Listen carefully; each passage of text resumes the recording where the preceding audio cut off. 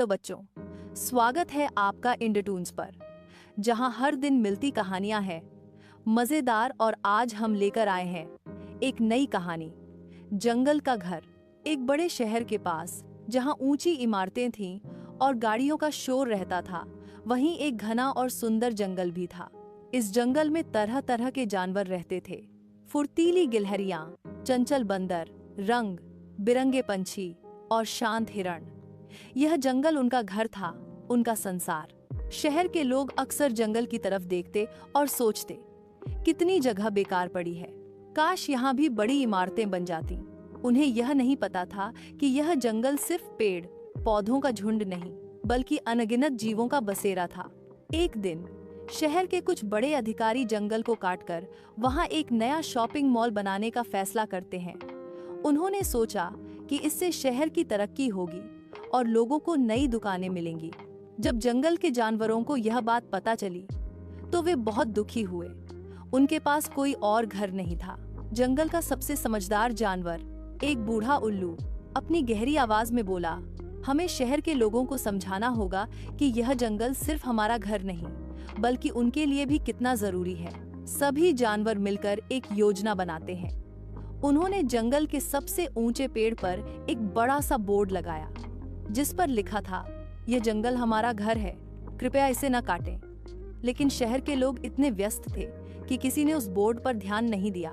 तभी एक नन्ही गिलहरी, जिसका नाम चुलबुली था, एक अनोखा विचार लेकर आई।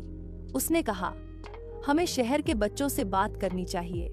बच्चे दिल के सच्चे होते हैं और हमारी बात जरूर समझेंगे।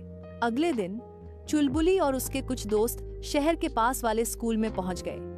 स्कूल के बच्चे उन्हें देखकर बहुत हैरान हुए। चुलबुली ने अपनी मीठी आवाज में बच्चों को बताया कि कैसे जंगल उनका घर है और कैसे जंगल कटने से वे बेघर हो जाएंगे। उसने यह भी बताया कि जंगल से उन्हें ताजी हवा मिलती है और बारिश भी होती है। बच्चों ने ध्यान से सुना। उन्हें यह जानकर बहुत बुरा लगा कि जानवरों के घर छीने जा रहे हैं। बच्चों ने तुरंत अपनी टीचर से बात की और फिर अपने माता पिता से।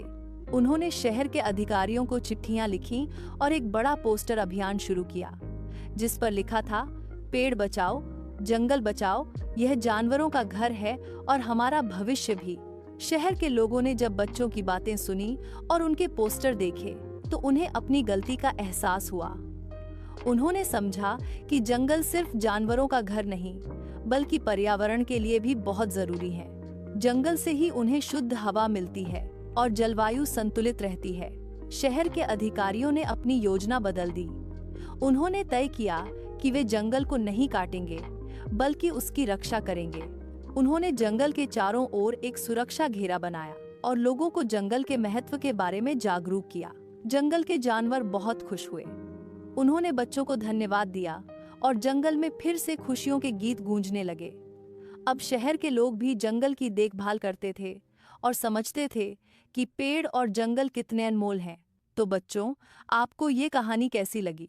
यह कहानी हमें सिखाती है कि जंगल केवल जानवरों का घर नहीं, बल्कि हमारे ग्रह का फेफड़ा भी है। पेड़ों को काटना न केवल जानवरों को बेघर करता है, बल्कि हमारे अपने भविष्य को भी खतरे में डालता है। हमें पेड़ों और जंगलों का सम्मान करना चाहिए और उन्हें बचाना चाहिए, क्योंकि वे हमारे और सभी जीवों के जीवन के लिए आवश्यक हैं।